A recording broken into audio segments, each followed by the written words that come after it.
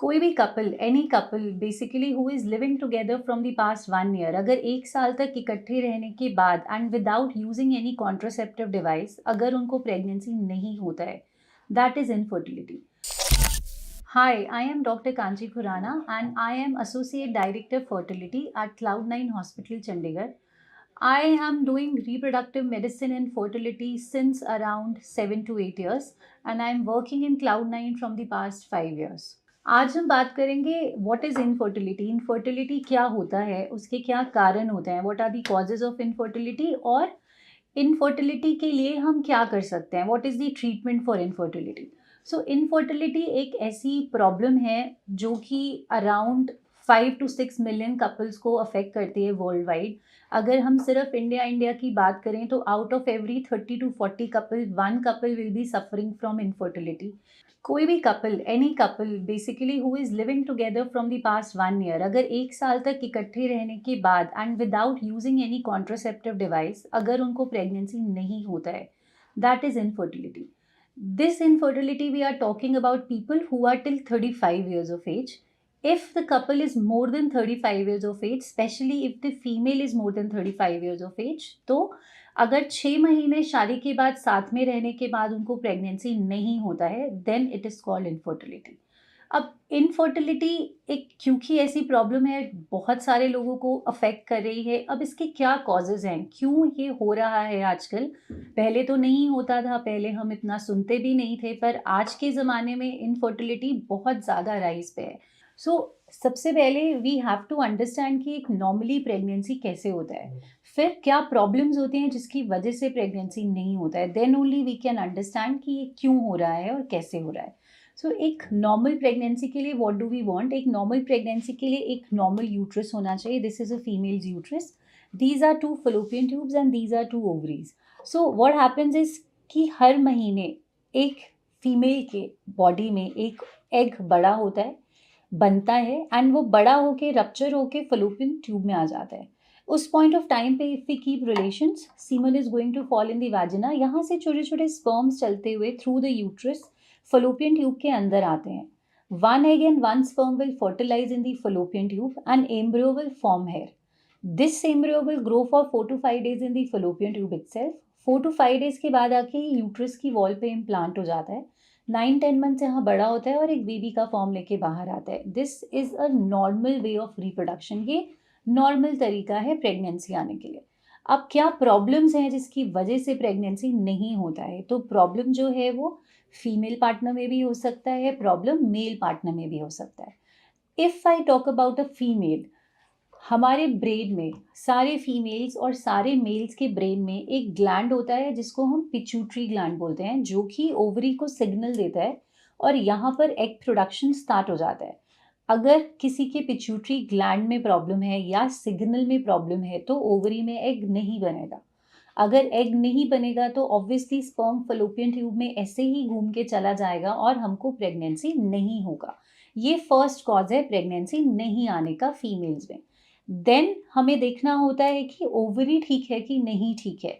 So there are few females जो by birth laser number of eggs के साथ पैदा होते हैं, या किसी की ओवरी में ब्लड का सिस्ट हो गया जिसको हम एंडोमेट्रियोसिस कहते हैं, पानी का सिस्ट हो गया जिसको सिंपल ओवेरियन सिस्ट कहते हैं, या किसी को कोई इन्फेक्शन हुआ, ट्यूबरकुलोसिस, मम्स, किसी का कोई प्रीवियस ओवेरियन सर्जरी हुआ है. उन सब केसेस में ओवरी में एग्स का क्वांटिटी कम हो जाएगा. अगर ओवरी में एग्स की क्वांटिटी में प्रॉब्लम है तो भी स्पर्म ऐसे ही ट्यूब में घूम के चला जाएगा, प्रेगनेंसी आने में प्रॉब्लम होगा. देन वी हैव टू सी कि ये फलोपियन ट्यूब्स ठीक है कि नहीं ठीक है. अब फलोपियन ट्यूब्स बचपन से किसी की भी ब्लॉक नहीं होती हैं. कोई भी इन्फेक्शन होता है जिसकी वजह से, या एंडोमेट्रियोसिस जिसकी वजह से फलोपियन ट्यूब में ब्लॉकेज हो जाता है. सो अगर फलोपियन ट्यूब ब्लॉक हो गया तो एग और स्पर्म का फर्टिलाइजेशन फलोपियन ट्यूब में नहीं हो पाएगा, और ये भी प्रेगनेंसी ना आने का एक बहुत बड़ा कारण है फीमेल्स के अंदर. देन वी हैव टू सी कि ये यूट्रस ठीक है कि नहीं ठीक है. अब बहुत सारे लोग होते हैं जिनका यूट्रस होता ही नहीं है या बहुत स्मॉल होता है, यूट्रस में स्वेलिंग होती है, फाइब्रॉइड्स होते हैं. उन केसेस में एम्ब्रियो यहाँ पे आके इम्प्लांट नहीं हो पाएगा, उनको भी प्रेगनेंसी आने में प्रॉब्लम है. तो ये फीमेल्स में मोटे मोटे कॉजेज हैं जिसकी वजह से प्रेगनेंसी नहीं होता है. Now if I talk about a male, जैसे फीमेल्स में पिट्यूटरी ग्लैंड है वैसे ही मेल्स में भी पिट्यूटरी ग्लैंड है जो कि टेस्टिस को सिग्नल देता है। जैसे फीमेल्स में ओवरी है वैसे ही मेल्स में टेस्टिस होता है। पिट्यूटरी ग्लैंड टेस्टिस को सिग्नल देता है और वहाँ पर स्पर्म प्रोडक्शन स्टार्ट हो जाता है। तो अगर किसी मेल का पिट्यूटरी ग्लैंड खराब है या सिग्नल में प्रॉब्लम है तो टेस्टिस में स्पर्म्स नहीं बनेंगे। टेस्टिस में स्पर्म्स नहीं बनेंगे तो सीमन में स्पर्म्स नहीं आएंगे, प्रेगनेंसी नहीं होगा।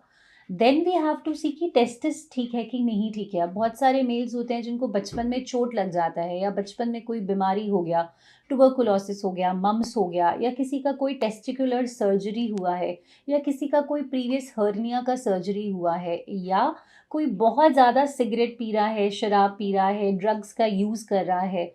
उन सारे केसेस में टेस्टिस में स्पर्म प्रोडक्शन कम हो जाता है।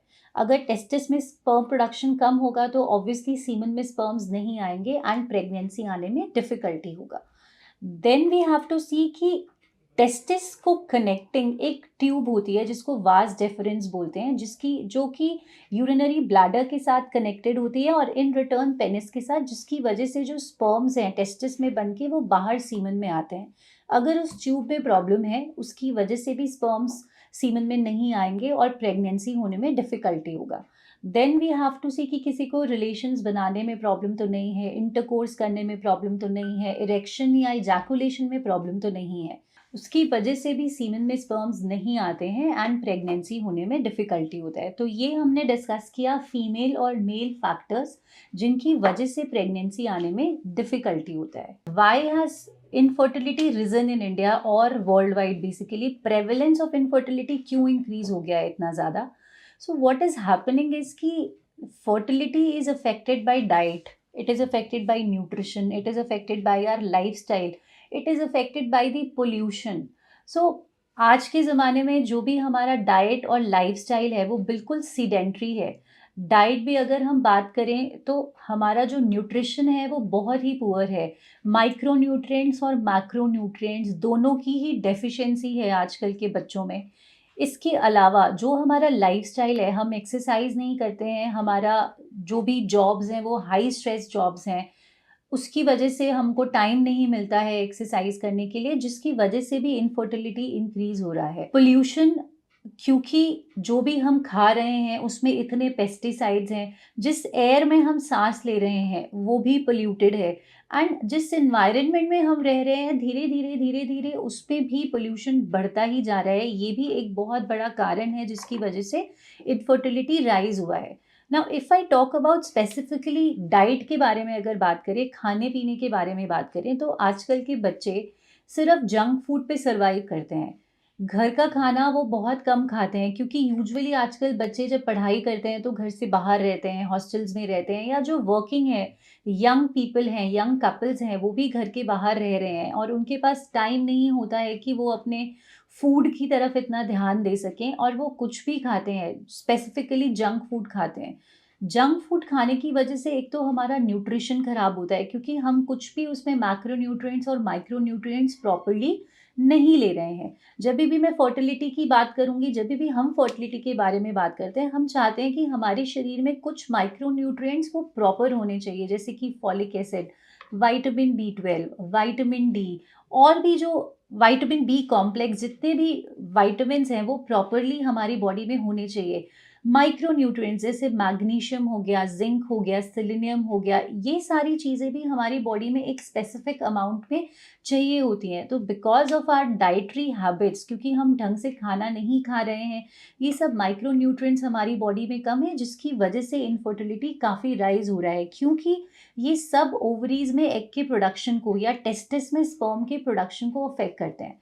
सो अगर स्पेसिफिकली फीमेल्स की बात करें तो फीमेल्स में डाइट बचपन से ही इम्पॉर्टेंट है, क्योंकि हम कई बार लड़कियों की डाइट का ध्यान नहीं रखते हैं। प्लस लड़कियों को 13-14 ईयर्स की एज में आजकल, और इनफैक्ट जल्दी भी मेंस्ट्रुएशन स्टार्ट हो रहा है, उसकी वजह से उनका ब्लड लॉस भी होता है, आयरन की कमी हो जाती है, फॉलिक एसिड की कमी हो जाती है, विटामिन बी 12 की कमी हो जाती है। तो हम अपनी गर्ल्स का माइक्रो न्यूट्रिशन का ध्यान नहीं रख पाते हैं। तो स्पेसिफिकली फॉर फीमेल्स, जैसे ही लड़कियां मेंस्ट्रुएशन स्टार्ट करती हैं, आइडियली हर फीमेल को एक बार गायनिकोलॉजिस्ट के पास चेकअप के लिए लेके आना चाहिए, ताकि उनमें एटलीस्ट हीमोग्लोबिन, फॉलिक एसिड और जो ये मल्टीविटामिन्स है इनकी कमी नहीं हो at least. Also for male also, ये सिर्फ अगर हम फीमेल्स की बात करें तो नहीं, मेल्स के लिए भी के पर्सपेक्टिव से भी इम्पॉर्टेंट है कि भाई हमारा जो माइक्रो न्यूट्रिएंट इंटेक है वो प्रॉपर होना चाहिए, अदरवाइज स्पर्म का क्वालिटी भी अफेक्ट होना स्टार्ट हो जाता है। लाइफस्टाइल एक बहुत इंपॉर्टेंट पैरामीटर है। हमारा लाइफस्टाइल सीडेंट्री है, हम कुछ भी फॉर्म ऑफ एक्सरसाइज नहीं करते हैं। Because of not doing exercises, obesity is on rise, हम लोगों के वेट्स बढ़ रहे हैं, जिसकी वजह से ओवरी और टेस्टिस में ऑक्सीडेशन भी बढ़ रहा है, जिसकी वजह से ओवरी में एग्स और टेस्टिस में स्पर्म का जो क्वालिटी है वो काफ़ी डेटेरियोरेट होता है।